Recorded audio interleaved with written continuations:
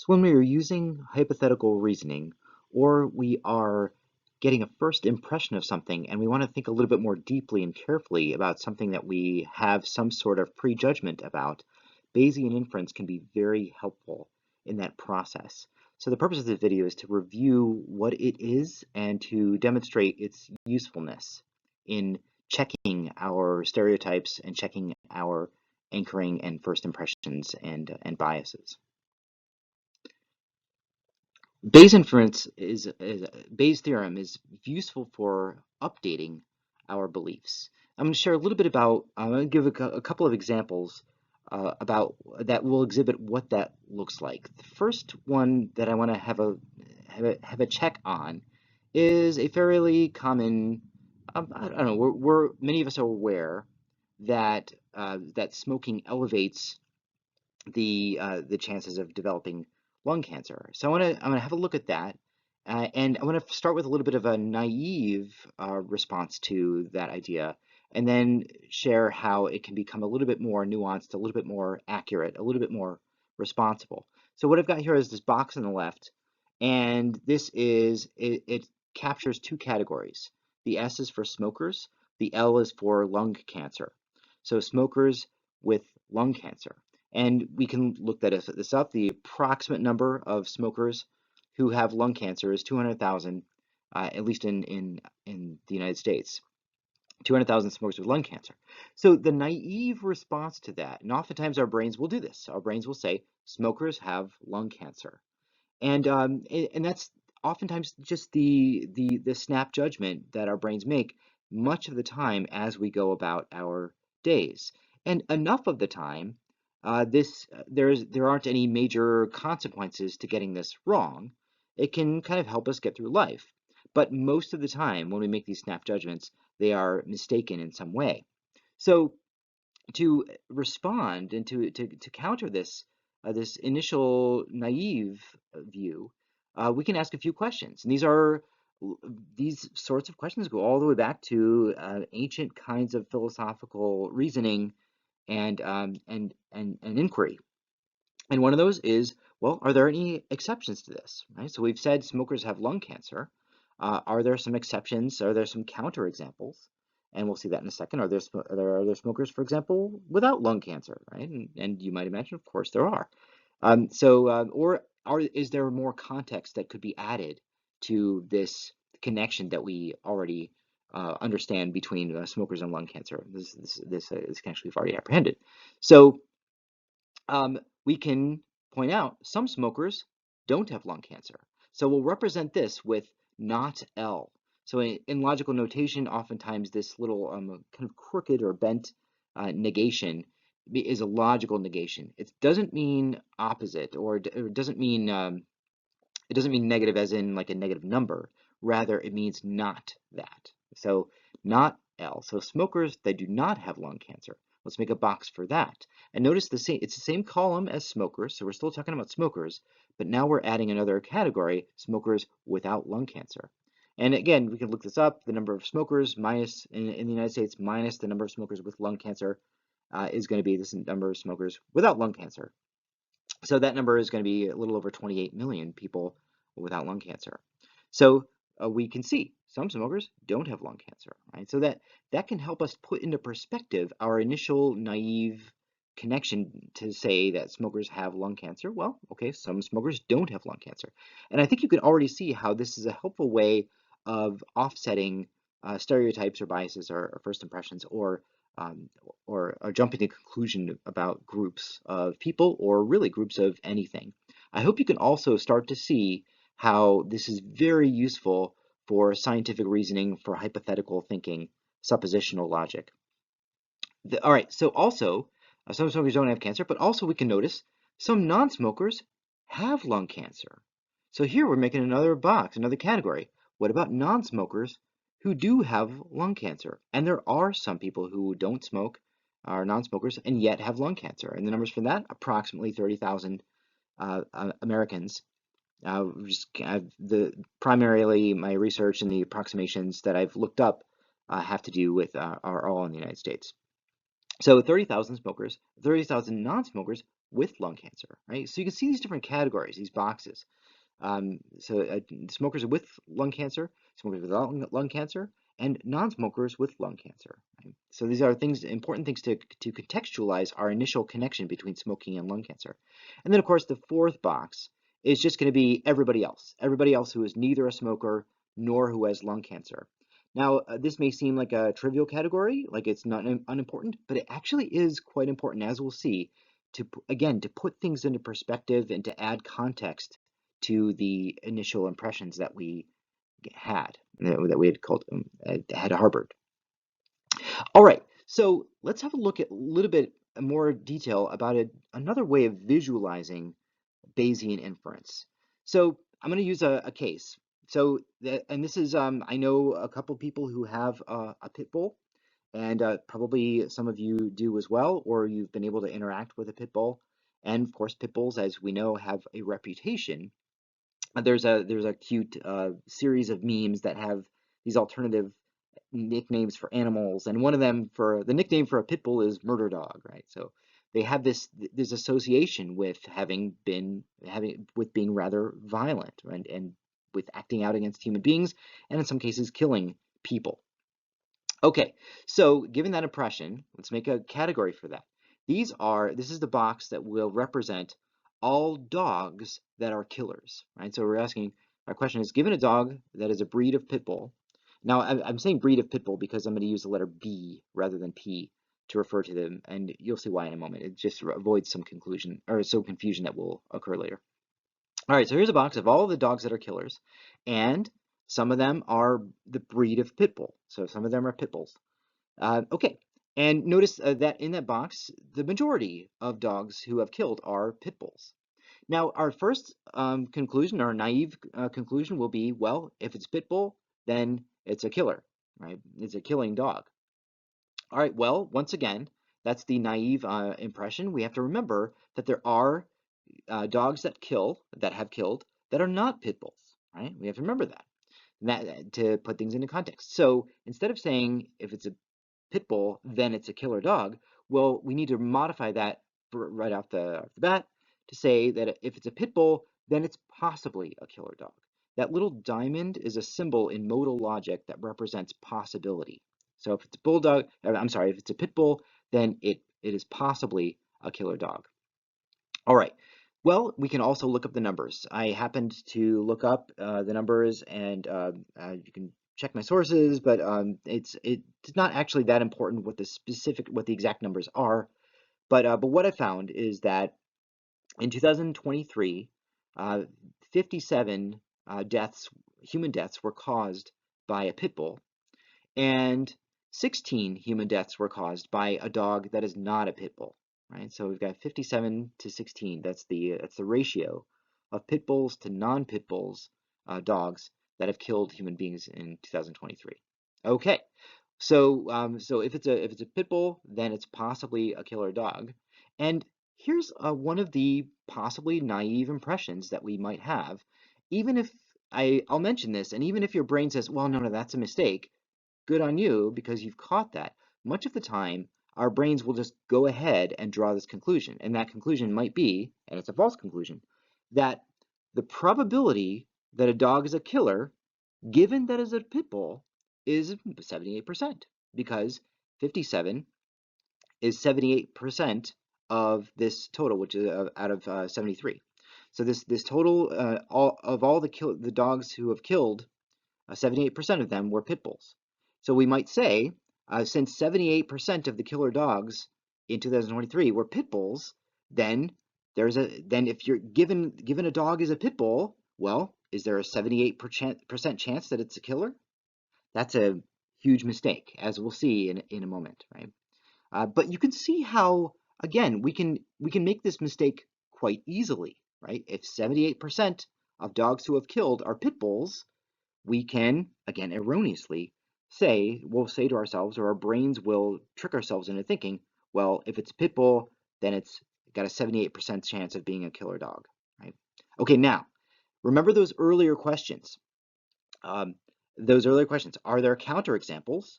And what is the broader context, right? That can add some insight into these probabilities or these likelihoods. And there is quite a bit of context. And here it is. Oh, right. Yeah, and another way to put this is that yes, our primary mistake is that we are only looking at dogs who have killed for this this ratio for this probability. We're only considering that group, right? We're not considering the dogs who have not killed. And so let's make a box. Now I've changed the sizes of these boxes to try to represent the quantities that they represent. Right? So here's all of the dogs, this next set, and notice I made it so that it goes off the screen because this is a huge group of dogs. Obviously, there's a lot of dogs that are not killer dogs. Okay, so we need to take things into context that way. All right, here are the pit bulls that are not killer dogs. The pit bulls that are in this category that are not killer dogs, right, are important to consider. And this is going to add some important context to our initial idea that if it's a pit bull, then it's got a 78% chance of being a killer dog. That's false, as we're going to see here, and as we are starting to see. Right? Remember, putting into context and seeing the whole breadth of all of the pit bulls and considering the whole group of pit bulls enables us to correct our initial beliefs or our first impressions. Okay. Okay, next. So oh yes, that's right. I just popped up the number here. The number of pit bulls who have not killed anybody is 4,400,000 pit bulls. So there are 4,400,000 pit bulls that have not committed murder, in contrast to 57 who have. Okay, so now the probability that it is a killer dog, given that it's a pit bull. So that's what we're interested in. We're interested in the probability that it's a killer, given that the dog is a breed of pit bull. So given that the dog is a pit bull, is it probably a killer? All right, well, let's look up that probability. Now, given this broader context, we can now develop a way of calculating that. And it's going to start to look like this. We're going to want to take that small group of dogs that are killers, and that's going to go on the numerator of our probability, because that's what we're actually interested in, right? We're looking at the numerator here. So the way we would find that mathematically is we're going to take the probability or proportion, if you want to think of it that way, the proportion of dogs that are pit bulls, given that they are killer dogs, right? So you can see in the category of killer dogs, it's the dogs that are pit bulls of the killer dogs. So that's why what we're doing here is we're taking this product of the category of killer dogs and then the subcategory of that of dogs that are pit bulls, right? So we're taking these proportions. Now these p numbers are all fractions, right? So this is the fraction of killer dogs that are pit bulls times that fraction of dogs that are killer dogs. Now notice, this is going to be a fairly small number. The p of k, or the probability that is a killer dog, that's a fairly small number. Because remember, all the other dogs are not killer dogs, right? So the probability that any given dog is a killer dog is really, really tiny. Right? And even smaller is the subcategory of those killer dogs that are pit bulls. That's an even smaller category. So I boxed it in red here, and of course I wanted to, just for convenience and so that you can kind of see the groups that are being represented mathematically here, I made little boxes that match the colors of the groups that we're referring to. Okay, so that's going to go in the numerator of our probability. What goes in the denominator?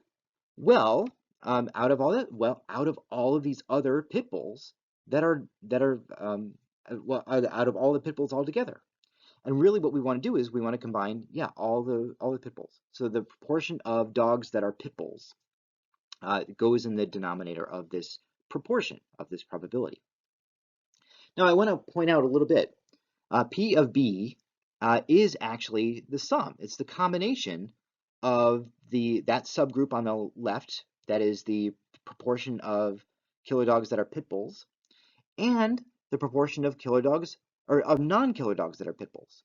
It's just all the pit bulls we want there, right? The probability that a dog is a pit bull, that's what we want in that denominator. Okay. So it's that sum that we are interested in. You can see the sum of what's in the yellow circle and the sum of what's in the red circle. That's represented in the denominator here. Now, when we crunch these numbers, right? Oh, by the way, what has resulted here is this is Bayes' theorem. This is Bayes' rule. That the probability that a dog is a killer dog, given that it's a pit bull, is the probability that it's a pit bull given it's a killer dog times the probability that it's a killer dog divided by the probability that it's a pit bull. That's Bayes' theorem, and it helps us to put our first impressions about probabilities and proportions into perspective. Now, when you run the numbers, here's what you get. If you meet a pit bull, a random pit bull, this is the chance that this pit bull is a killer dog. The odds are 0.0013%. All right, so if you do meet a pit bull, a random pit bull, their chances are very strong that it's not going to murder you, right? And that it has not murdered anybody. And again, you can kind of see the proportions here, right? So you're talking about really 57 pit bulls out of more than 4 million pit bulls are killer dogs, right? So it kind of makes sense intuitively when you put it in perspective. Okay, so that is the result when we use Bayes' theorem, Bayes' rule, to adjust or correct our first impression about pit bulls. Here is another way of thinking about Bayes' rule. And this introduces some vocabulary that describes some of the different factors that will go into the resulting product. And here's a way to think about it. Here's a way to express that. Effectively, what we're saying that if there is some evidence, then my hypothesis about that evidence is probably true, we might say. So I've got some evidence, and then I say, well, then I've got a hypothesis about that evidence. So we'll represent this, and this is common oftentimes when people are talking about Bayesian inference, that we'll talk about H as the hypothesis. That's what I think characterizes this this scenario, and E might stand for the evidence, what is presented as true.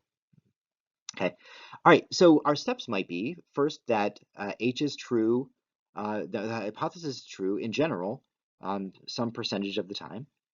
When that hypothesis is true, the evidence is true some percentage of the time. Overall, the evidence is true only a certain percentage of the time, and so if the evidence is true, the probability that the hypothesis is true is this percent. All right, now I went through that a little bit quickly. I'm going to give you an example of this in a moment. I just wanted to show you this screen and these terms, and we'll work this out in the next screen. But notice at the very bottom is the recurrence of something that is an important fact about probability. The probability of something not being true plus the probability of something being true always has to equal 1, because 1 is 100% chance. So let's say there's a 50-50 chance that I'm say going to flip a coin and it's going to be heads, 50-50 chance. Well, 50% true, 50% false. Well, you add that together, it's going to be 100% altogether. So we know that if the probability of something is what's in that yellow diamond, well, the probability of it being false is 1 minus that. Right? It's the not exactly the reciprocal, but that's how we can calculate that. Okay, let me go ahead and use this little chart in an actual situation where we may jump to a conclusion, but then we can be corrected using Bayes' rule. There are some have the impression that if somebody has developed myocarditis, which is an inflammation of the lining of the heart, then they've probably been vaccinated. Right? There's this impression that especially the COVID-19 vaccines elevate your chance of developing myocarditis. And so, let's say we learn that somebody has myocarditis. Ah, they must have been vaccinated. Right? This is something that we sometimes will hear people say. Well, we can use Bayes' theorem to check that. Right? We can look at the data and we can find out whether we could reasonably say that if somebody has myocarditis, then they've probably been vaccinated. Right? So In other words, what is happening here is that we've got this first impression that if they have carditis, then they were probably vaccinated, right? We could represent that by saying M, therefore, possibly or probably V, right? So myocarditis, therefore, possibly or probably vaccinated. Right? Okay, so here's the numbers. Here's what we would look it up. Here is the prior, right? This is the number of people who are vaccinated. 75% of Americans are vaccinated. So we can represent that here. Oops, oh, the boxes are not filling up quite in the order that I had hoped. Oh, yeah, there we go.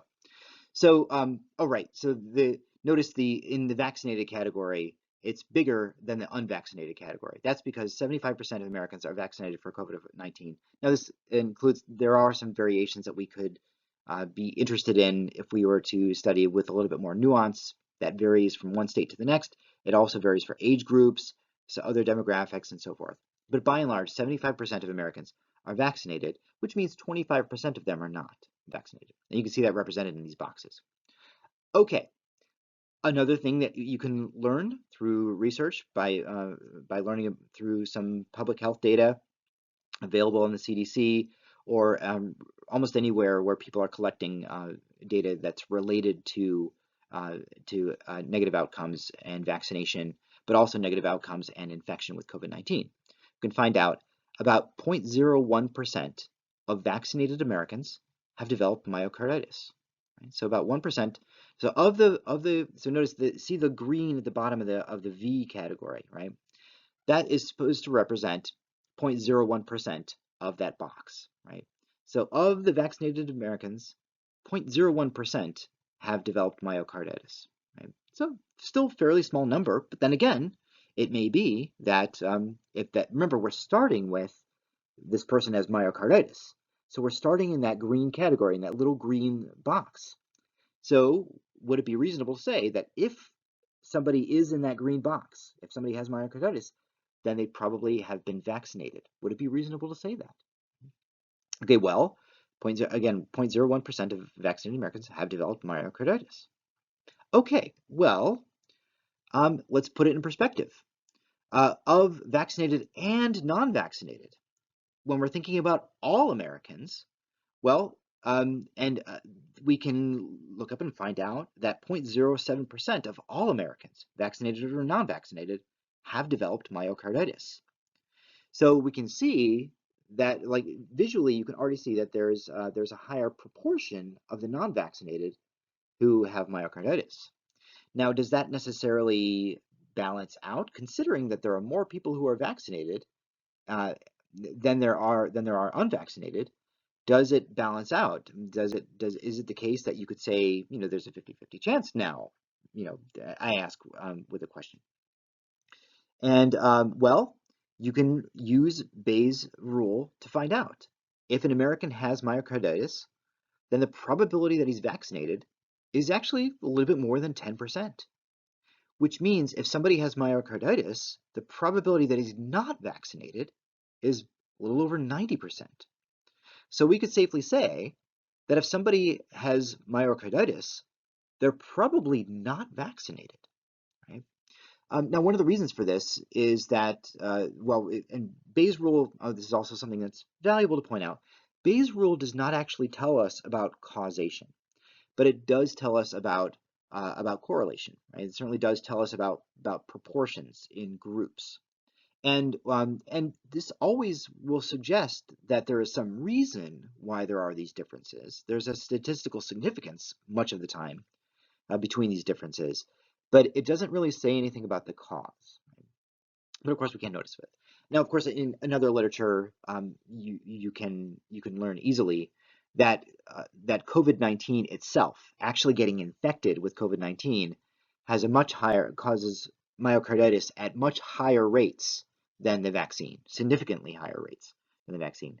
By some counts, about 10 times, you're 10 times as likely to develop myocarditis if you're infected with COVID-19 than you are to develop myocarditis if you simply had the vaccine. All right, so I hope this has been a very helpful depiction of the use of Bayes' rule when we have an initial impression of something, but then we want to think a little bit more carefully. We want to offset our biases or our prejudices or our snap judgments about something.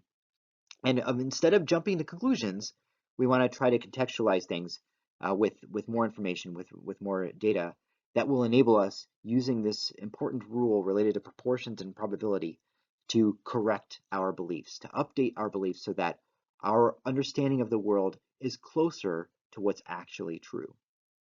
Thanks for watching.